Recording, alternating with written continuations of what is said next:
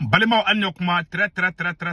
urgent. Balimao, billet samedi 25 avril 2026. Malien, Kabako Koba do Kara Mali kono. Kou keleme ko ka enquête de daele. Mali et cour d'appel ni mafli. Ko Dr. Umar Marconi et Jadisou et Nyonye Mouke, Koubena enquête daele Umar Marco contrôle la. Ou yo bon Mali télévision sola. Bela jele ya me. Ko parce que ko muna ko Umar Marco takara anga sorasu voir male on bena na nuko bokuma la pew Umar Marco ere ni sorasu e nyoko sorasu ere kuma na Umar Marco fo ambe video yi mais mena kuma do fo male on nyana Umar Marco e dimindo do Assimi Goïta la alna Umar Marco kene mine ka nyimi atafa abado Assimi Goïta dimina komina Koube à quoi faire parce que un d'abord Asimika mogote sorasi fefe minena parce que ni beje armée era moral kan quoi Umar Marco ga action imun kera tanto abe sorasi chama black a réfléchi ambe ka marfa ta ka ngere faka ni jadi su yamene Asimite wuli kata on défend o dugole ne ba bulu sorasi commande Assimi Goïta aba daba commande ki black ata kele la ni minati aki défend ibe sa bulu billahi tallahi surasu yere somogo de be kata mogo were gansan woli nere wola ne jadi sudon nere wola ko anga ko beke wala so ka mogo bebla surasi yere somogo de be kata maf ndaro ni surasu somogo ni Umar Marco nyogende surasu munu minelendo somogo be kata kashi mogo de la kugu de mo do mebla tuko mina parce que tegera simina surasi chama fongo surasi bede surasi chama be o commande Assimi abo adaba kama de kubla kata ou kamina nous mina na tout défend Assimi be mogo munu défend tubabu munu be mine abe war soro munu na Assimi négociation mi keni Jadisou ye oye tubabu munu be mine européen munu be mine de abe ka tubabu munu kele de Assimi beta tubabu de défend ko bo terrorisme bulu mate Mali surasu défend ko bulu jamais attaquer il est très rare Assimi ko taka Mali surasu bla fona reka élément clé do bala de ni Jadisou Assimi yere ka élément do mina be kele ko luka bla mais surasi fe be kungolo manda olu bu shika tolu bla do surasi chama de be ka boko in kalama bi surasi chama démoraliser lembe bi Umar Marco e chede Umar Marco e mone do Assimi na mone ntse ka bo Assimi keleme ka kodo do dugo Malion na Umar Marco e Malion la bo Malion ka Umar Marco fo na benala che ne be nu kunga fola dongo do sari anga sura na fara kanga sura su be marfata ka ta we mine bila adobe Jadisou bula ka cha sans sabay amu mine amu blal ko kuma ateka boada mais abe war di o Jadisi kolo ma wala sa ka to siter mun ka teme ma te fereke abolu ka mogo bla ka bo kasula et puis ko kele fana be tukuni o kera yaro uni Umar Marco kuma na bela jele ya me naye marfatigi nunu mine ntefe ko toko foka chaya vunga video la naye Jadisou mine aya kala kama au kona kojugu kula naye mine au kunu foka na u foka uba saranga surasula wallahi ne segu tungara kodo e bia ne segu tungara nyaji body male be ko fle a fle ni mogo nu ka jugu ya be ni u deli wala u be son kodo ma me ba Assimi deli Assimi kelema kata walde mine belle sarbo fla Assimi bolo wallahi ni ben kumbe terrorisme bolo nan kunu de lu kumba ben bla mo Assimi take aya ta okala je bon naman korosi biraga mogo nunu mena be jamalion ye ima Assimi mogo ma Assimi panique kunyo c'est-à-dire aller kafiri de quoi c'est-à-dire que ambe ka munu kele de ko le tieni ngala wo de olu be mogo la me ou be sabali yoro do la ou be hina mogo la mais Assimi te hina mogo la na Assimi mine halni ala kuma na fatibla be misela kele ndawma et comme on appelle là fin à ton borangono ankara moga itara ka chedo ko muire ko ala chen to ko borangono aitara ka élément de la kamina Jadisou bulu abe akumbe kaile ko muire chen to ko de borangono quoi aitara ka mogodo uya mina blale ya bora awufu akoko wallahi ka be mogo nufu be malien be ya me ni wahabiaro kundo dore ikumba abdina nguboli kimaye kube ko mogo ndifa ba isa doro bon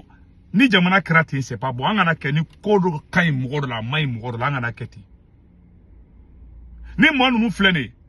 billahi mali be ka tasramika asimbe ka mali marani srami dona be kala mali on be ke jadi su fene asimi na ma ka ka foma go tunya bu ko dinta to flene mo ko masra ka kuma fol damne parce que moi Umar Marko taru de lukuku banga mo nani bla mais ni asimi de la te mo bla ay non jamais été allé tibla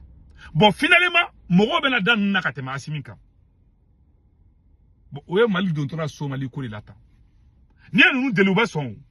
et puis nous manga sur asso mena tout maltraité quoi bon na ye nous nga mo mena ambu julangolo photo bo wa duga video manuma ubu julangolo photo ali Amérique take ali Amérique ye jadi su mena te songa libu parce que échange de prisonniers bi négociation bi Amérique ba ke irisi ba ke be ba ke échange de prisonniers ba ke bon nous fle ils sont immatures.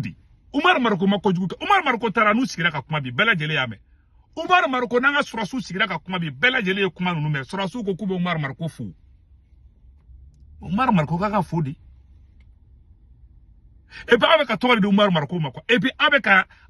juguare ira quoi et puis ni ça c'est ni malo yakodi quoi non seulement vous êtes incompétent ka jamana contrôler Umar Marko bena bamako billahi ni ko Umar Marko beta kuluba don la kata draka duni iba baldra be Umar Marko jole ka kuluba dala na ite djekhlama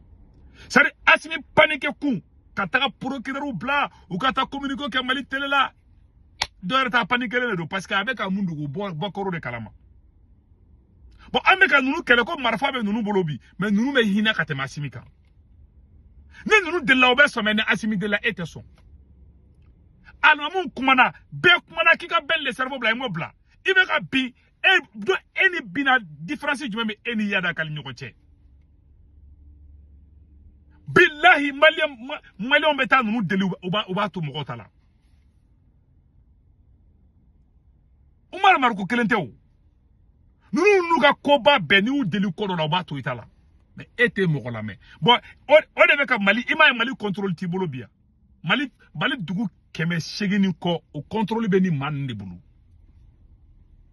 ubeka mogo nege kwa nalo madi ebe denigere manna ebe ka malion fara wakati mina nunu beka malion hina mine bon ni bi kolosi jamana be divisé en deux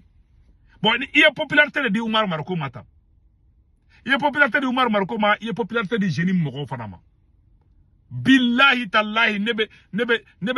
malion nebe mogo ka discussion na mais mogo beka foko jaja kal terusu comme ça nasimi bon jamana zéro niveau là c'est très dangereux ba betkeri labi beado ye kafirdi beado ye fendo bay beado ye lagalaga tore beado danga biko iga video manu munu meka boka kuma mogo tigele mbula wallahi ite foi la ka mogo blaka mogo denigri bon ebe ka munu kele me kef ka fanga sa danabi olu beka commencer ka jamale onye bi ka tame ereka olu be hina ube mogo la meme ete mogo la me ete hina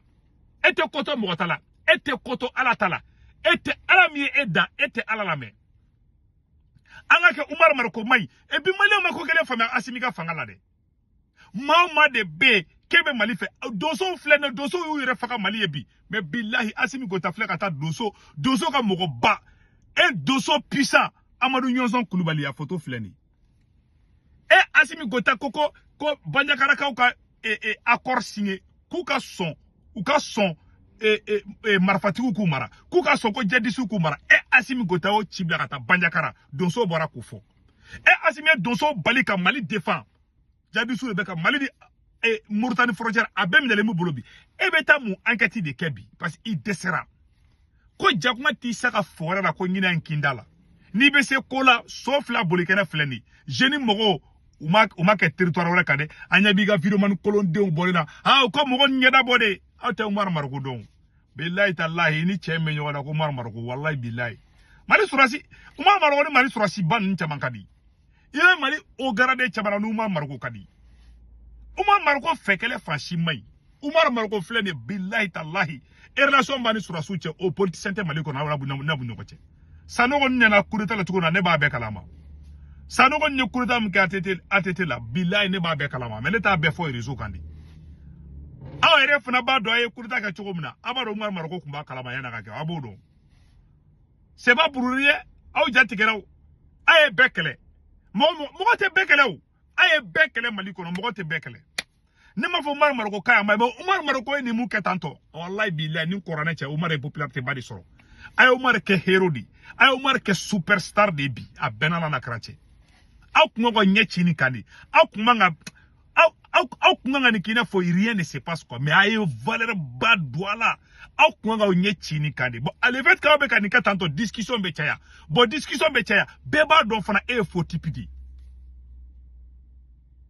Surasi be Nasimi Goita tafa abol blagata embuscade de la wala sa jadisu ko mine Surasi munu minele me Asimi te ku défendre bon Surasi obe courage do Surasi jumena ka marfata ka beta keleke pa Surasi ke ba bla ko na ne minena président ne défend bon be tikelembe ela ani Surasi munu mbora ka ta micro da kuma Umar Maroko sila abela jele yame bon voilà c'est ça yere mogosa Umar Maroko beta Bamako ka do ka bo ni ala che ni Quran cha Asimi te ba kalama hey Umar Maroko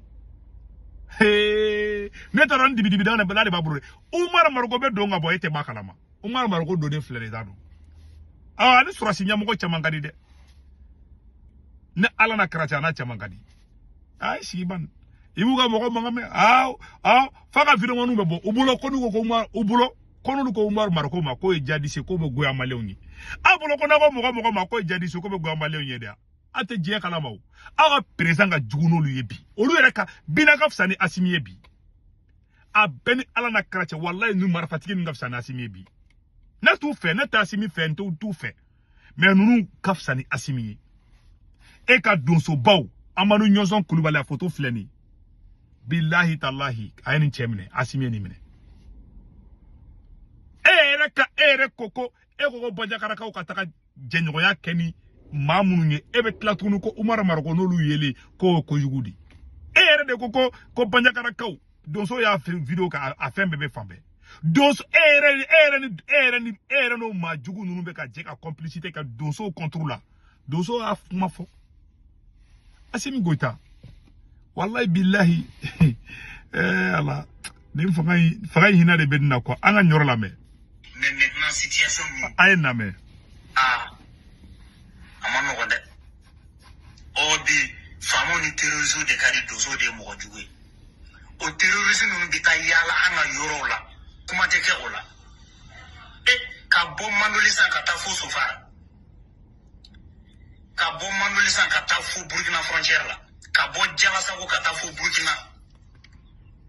ka bo kulugo marala di ka ta fo Burkina ni be yoro munu marale no terrorisme bolo matenia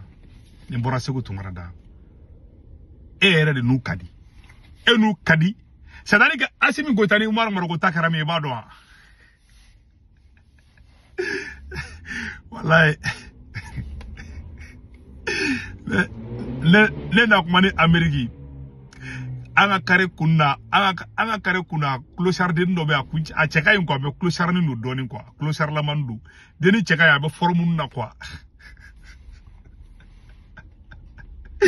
anga Malaysian flyer Malaysia musoko to tloko ko quoi olu nyaul ndabole mba fe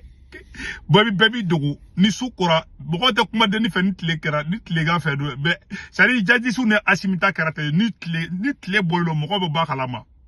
alete kuma deni fede ni shukura de olu be trosin daga deni ngingwa awa ke to quoi o ta deni yoro no botaka tu vois un peu quoi donc ayre ato famille quoi parce que ande umbe kanaje o keleme o deni na jawu yo o ko chere la kale babo dogo la quoi kale be deni bo doro deni kumbe drogu ta avec ko ke quoi cloche akun commencer ka ma cheka ya gai dengene ma badi du bo keleme de be no o ko dongi shemo deni sina kale ba ka goyi aka muso ere ale ba furu quoi ale ba anegene ka nko ndabla quoi donc ale ata officialiser doy bi dogo parce que ale ba do deni clochard bia be kene mala na no lindu je m'excuse quoi donc doy ngo kale ba bola kale na le farafin fura kala ko ka kene ya kale ba kene ya ale a officialiser mais doy bi dogo quoi tu vois pas Asimi Goita ni fenta karate quoi ça dit que olubi dogo ka terrorisme sunguru tege o te fe male nga do ka fo ko Asimi te fe male nga ba kala ma kale ni bina ngari de Umar Maroko ko ma le fle de maraga da ali quoi ale y'a tabo dugu la ale ko he an ka kɛ kɛnɛ yɛrɛ kan siɲɛ kelen an ka kɛ kɛnɛ mais Umaru Mariko siɲɛ fɔlɔ fana tɛ nin ye ani mɔgɔ a bɛ taa an ka sɔrɔsiw libéré o c'est à dire relation ne Seku Tunkara taara Mali la don min na ne taara Mali sɔrɔsi min sɔrɔ Umaru Mariko fɛ yen bi la ne t'a da dɔn ne taara Umaru ni sɔrɔsiw ka di dɛ la ilaha Umaru bɛ don ka bɔ Asimi tɛ ba kalama Umaru yɛrɛ ne Umaru ye Mali la don min na ne ko a bɛ Asimi tɛ sinɔgɔ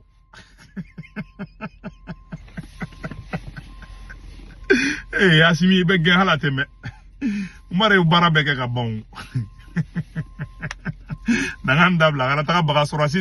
ana ma kɔlɔsi sɔrɔsi minnu filɛ ne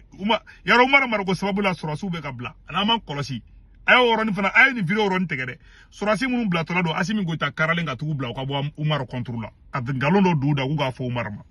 a y'a fɔ ne d'a fɔ a ɲɛna aw b'a tugu bila k'u kunkolo man ɲi il est très mauvais sɔrɔsi fɛn fɛn bɛ yen n'aw bilara jihadistes bolo a y'a hakili to aw yɛrɛ la dɛ ne m'a fɔ ka bɔ sɔrɔsiya la dɛ mais Asimi ka ciblage bɛ k'aw kan dɛ parce que ale tɛ Mali ko la ale b'a yɛrɛ ka fanga de la donc k'a fɔ ɲɛna ni ne kun do k'a fɔ na ala ka hɛrɛ kɛ Mali ye donc malien minnu bɛ France Italie Espagne Angleterre Amérique Canada ka wari ci nɔgɔya la a bɛ Senwave application télécharge n'a télécharge a bɛ ne ka corporate mode urgent 10 € bɛ na o y'a yɛrɛ ta ye o kɔfɛ a b'a ka banque information bɛ don aw somɔgɔw bɛ Mali la Sénégal Côte d'Ivoire Cameroun a b'olu ka orange numéro ta ani tɔgɔ bɛ carte kan n'a wari cun a b'a sɔrɔ orange money la sur place wagati o wagati a bɛ wari ci dɔrɔmɛ kelen a ta sara o de kun do a kan bɛɛ